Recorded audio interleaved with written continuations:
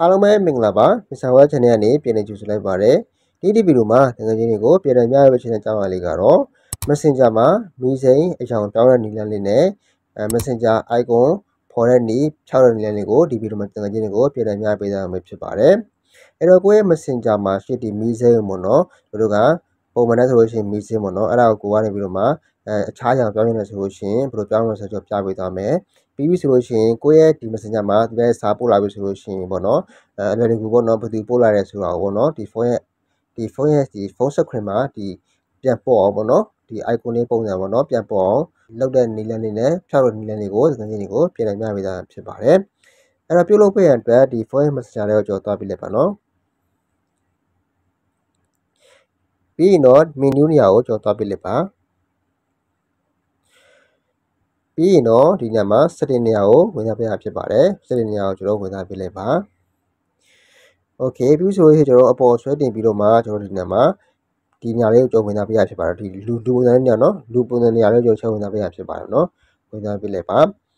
ပြီးရင်ဒီညမှာ color ဆွဲနေရာလေးတွေ့ပါလိမ့်မယ်နော်ဒီနေရာလေးညမှာ off ဖြစ်တဲ့ဟာနေရာလေးကိုချက်သွားပြလိုက်မယ်နော် okay ဒါချက်နေပြလိုက်မယ်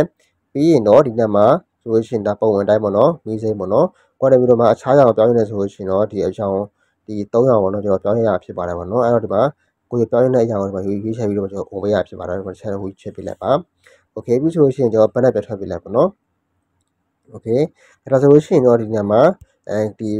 မြေအစိမ်းနေရာမှာပေါ့နော်ဒီညမှာအခြားကြောင်လေးပြောင်းနေတာကျွန်တော်တွေ့ရပါလိမ့်မယ်နော်အဲ့ဒါအစားဒီအစိမ်းရောင်ဖြောလေးကျွန်တော်တွေ့ရဖြစ်ပါတယ်ပေါ့နော် okay ဒါဆိုလို့ရှိရင်ကျွန်တော်ပြန်ပြောင်းနေတယ်ဆိုလို့ရှိရင်တော့ဒီညပြန်ဝင်ပေးလိုက်ပါနော်ပြောင်းနေဆိုလို့ရှိရင်တော့ဒီညမှာ menu နေရာကိုပြန်သွားပြီးရင်တော့ setting နေရာကိုပြန်ဝင်မယ်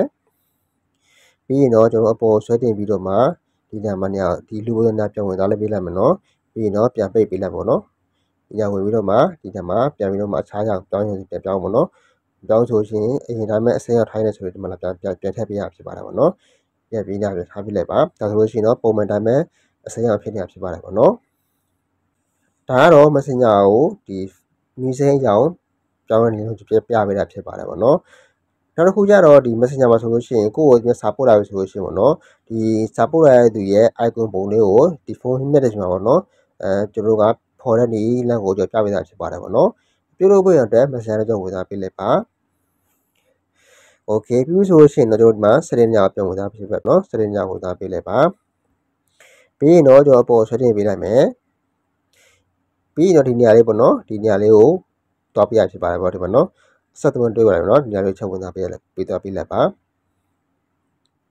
အဲ့တော့ကျွန်တော်တို့ကအားလုံးကိုကျွန်တော်လှုပ်ချင်တယ်ဆိုလို့ရှိရင်တော့ဒီညမှာအပေါ်ဆုံးနေရာကိုကျွန်တော်ထားပေးလိုက်ပေါ့နော်အဲ့တော့ကိုယ်ရွေးချယ်ပြီးလှုပ်ချင်တယ်ဆိုလို့ရှိရင်ဒီညကိုထားပေးလိုက်ပေါ့နော်ဒါဆိုလို့ရှိရင်ကျွန်တော်ကတော့အားလုံးကိုလှုပ်ရဖြစ်တယ်ပေါ့ကျွန်တော်အပေါ်မှာကျွန်တော်ထားပြဖြစ်ပါတယ်ပေါ့နော်ဒီမှာနော်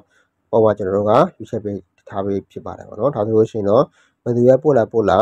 ဖုန်း screen မှာပေါ့နော် Messenger icon လေးသူကပြပေးမှာဖြစ်ပါတယ်ပေါ့နော်ဒါကိုကိုကရှုပ်တယ်ဆိုလို့ရှိရင်လည်းပြန်ဖြောက်နေတယ်ဆိုလို့ဒီမှာဖြောက်လို့ရပါတယ်ပေါ့နော်